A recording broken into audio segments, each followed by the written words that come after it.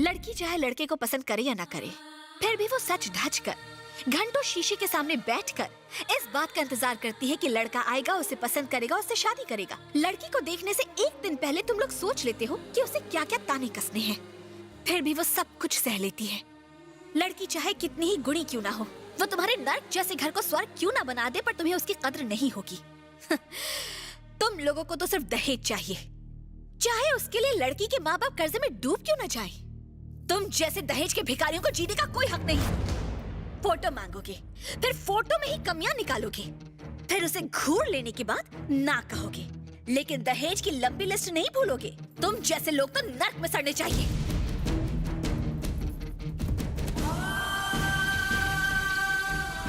पापा, मैंने गलत तो नहीं किया ना? नहीं बेटा, गलती तो मुझसे हुई है जो मैंने ऐसा रिश्ता ढूंढा।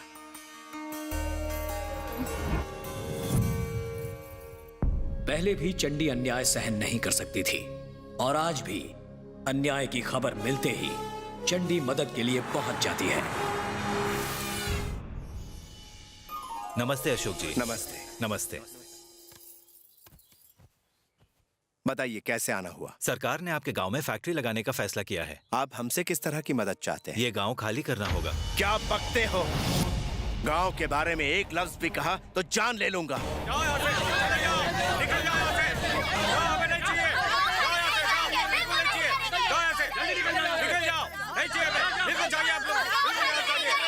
हमने सरकार से कभी कोई मदद नहीं मांगी। हमने अपने खून पसीने से सींचकर इस जमीन को उपजाऊ बनाया है। आपका नाराज होना बिल्कुल जायज है कि फैक्ट्री के लिए आपको अपना गांव छोड़ना पड़ रहा है। आप अगर स्पेशल इकोनॉमिक जोन के तहत अपना ये गांव खाली कर दें तो आसपास के कई गांव को फैक्ट्री लगने से फायदा मिलेगा। न जाने कितने पिछड़े गांव खुशहाल हो जाएंगे, हर तरफ तरक्की होगी। अगर आप मान जाएं तो आपने हमेशा से गांव वालों का सिर्फ भला ही सोचा है। आपको अपनी जमीन का मुआवजा भी मिलेगा, खेती बाड़ी में तरक्की होगी, बच्चे इंग्लिश स्कूल में पढ़ने लगेंगे, आसानी से 3 वक्त की रोटी मिल जाएगी। सिर्फ आपका एक छोटा सा फैसला सबकी जिंदगी बदल देगा। जरा ठंडे दिमाग से सोचिएगा।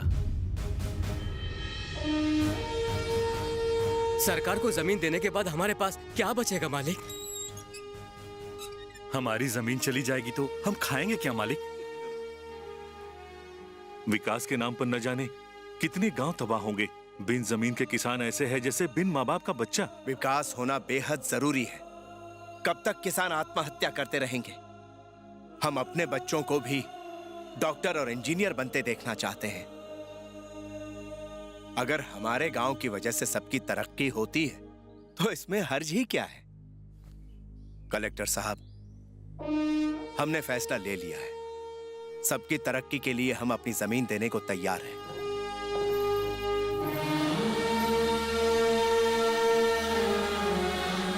पापा, आज तक आपने जब भी कोई फैसला लिया, मैंने आपके चेहरे पर खुशी ही देखी है। आज के फैसले के बाद आप दुखी क्यों हैं पापा? गांव छोड़ना मेरे लिए कुछ इस तरह है जैसे आत्मा शरीर से अलग हो रही हो। ये खेत, खलिहान, भाईचारा सब खत्म हो जाएगा। यही सब सोचकर मैं दुखी हूं बेटा। गांव वाले बहुत भोले हैं। मैं नहीं चाहता मेरे फैसले से उन्हें कोई नुकसान पहुंचे। यही बात मुझे खाए जा रही है। लेकिन सड़कें, स्कूल, फैक्ट्री, रोजगार तरक्की के लिए जरूरी है। परिवर्तन ही इस संसार का नियम है। देश के लिए, उज्जवल भविष्य के लिए हमें इस गांव को छोड़ना ही पड़ेगा बेटा।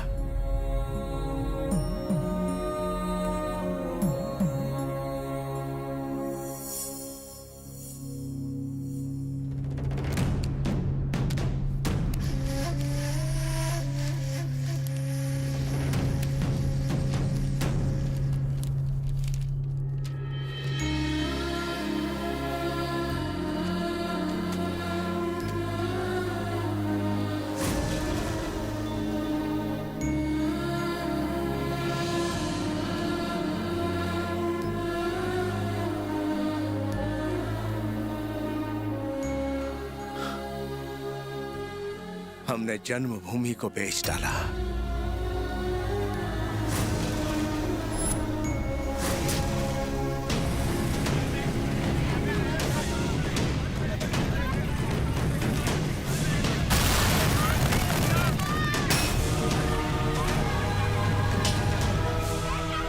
ये रहा तुम्हारा हिस्सा। खुदाई का काम शुरू कर दो। विकास के नाम पर सबको उल्लू बनाया और उनसे पूरा गांव हमने खाली करवा दिया। मैंने गांव वालों को धोखा दिया है। अशोक शास्त्री को इसका पता चला तो? सरकार हमारे हाथों में है कलेक्टर। मुआवजा लेने और पेपर साइन करने के बाद ये गांव वाले हमारा कुछ नहीं कर सकते। हाँ हाँ बोलिए। मालिक, मालिक, गजब हो गया मालिक। क्या हुआ? उन लोगों ने हमें धोखा दिया है। मिनिस्टर ने, कलेक्टर ने हमारी जमीन प्राइवेट कंपनी वालों को बेच दी है।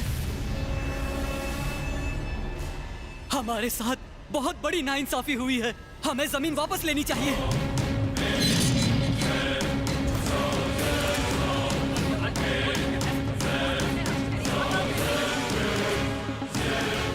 अगर सांप और नेता एक साथ दिख जाए तो सांप को छोड़ दो, नेता को पहले कुचलो। जिस गांव को हमारे पूर्वजों ने मेहनत से सींचा है, उसका तुझ जैसा घटिया नेता कुछ नहीं बिगाड़ सकता। अंग्रेजों ने अपना कारोबार बढ़ाने के लिए देश पर कब्जा किया और चले गए, लेकिन तुझ जैसे भ्रष्ट नेता को पत्थर मार मार के इसी जमीन में दफन कर देंगे हम। तुम हमें इस तरह से बर्बाद नहीं कर सकते। हमारे जीते जी तुम्हारी ये साजिश कभी पूरी नहीं होगी। सिर्फ कागज पर साइन लेने से तेरा काम पूरा नहीं हुआ। हम अपना हक लेकर रहेंगे। हमें किसी से डर नहीं लगता। गांव वालों के सारे कागजात इसी वक्त लौटा दो। नहीं दो तो सुन लिया? वीरों की इस भूमि ने अंग्रेजों तक को यहाँ टिकने नहीं दिया, तो तू हमसे हमारी जन्मभूमि क्या छीनेगा? तूने हम लोगों को धोखा दिया। तुझे नहीं छोड़ेंगे। तुझे हम कुत्ते की मौत मारेंगे। मारो इसे।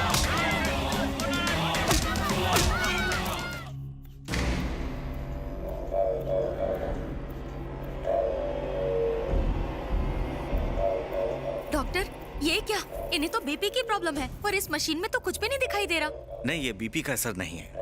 ये डीपी का असर है। बीपी मतलब? धुलाई पिटाई। इनकी बिना साबुन के ही जम के धुलाई जो हो गई है। चुप कर। छोड़ दो मुझे। अब तक सिर्फ गुलाब, चमेली, मोगरे के फूलों की मालाएं ही पहनाई गई थी मेरे गले में। आज पहली बार उसी गले में पाटा, चाटा, टाटा की चप्पलें पहनाई गई हैं। बदल गया, मेरा समय बदल गया है। आज के बाद उस गांव में कोई चप्पल नहीं पहनेगा।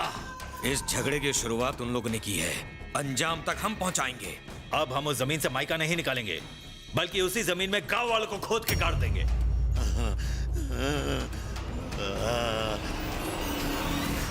दोबारा घर बनाने में मैं आपकी हर तरह से मदद करूंगा।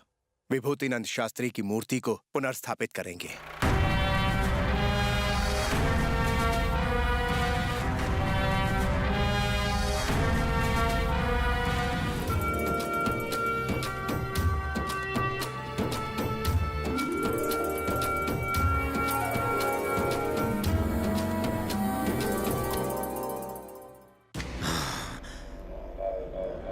देखो एसीपी, जो भी बन पड़ता है करो। उस गांव में मुझे बस तबाही देखनी है।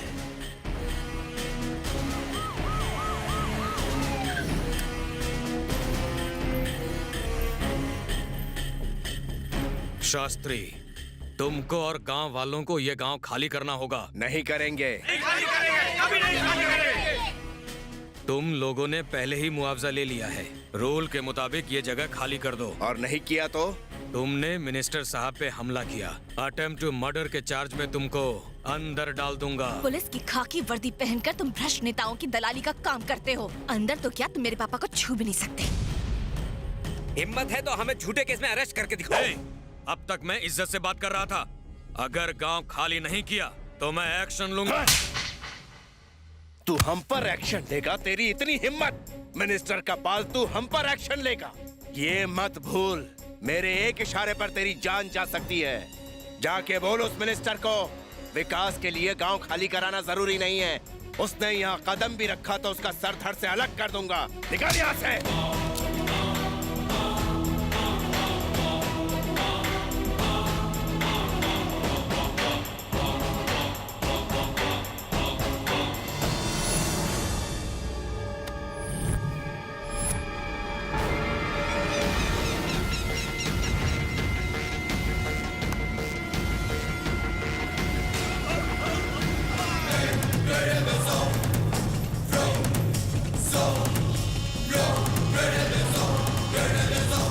इतिहास में तुम्हारे परिवार का नाम सुनहरे अक्षरों में लिखा हुआ है। आज मैं उस नाम को डिलीट कर दूंगा। जरा अपने आसपास देख लो। अंग्रेज तक हमारे परिवार का इतिहास मिटा नहीं पाए, तो तेरी क्या औकात है? शेर को दूर से ही देखते हैं, समझा? उसे छूते नहीं है। सही कहा। इसीलिए मैं शेर चीते के पास जाके उनका शिकार नहीं करता हूँ।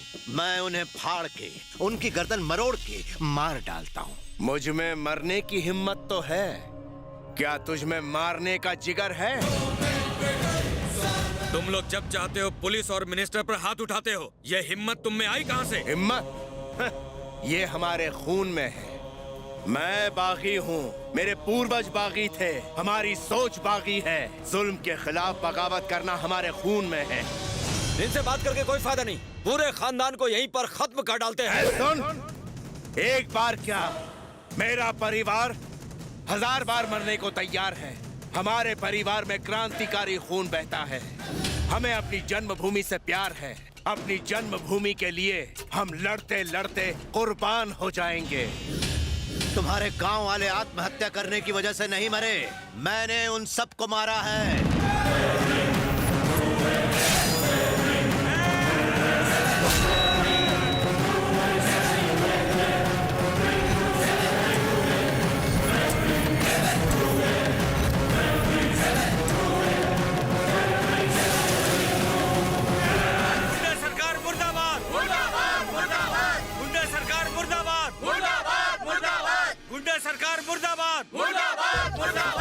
कृष्णानगर में हुई आत्महत्याओं की जांच करने के लिए सरकार ने एक स्पेशल ऑफिसर को नियुक्त किया है।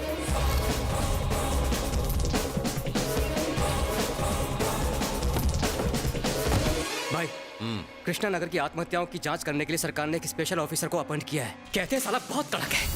वो चाहे कितना भी कड़क हो, हम उसे नरम कर देंगे।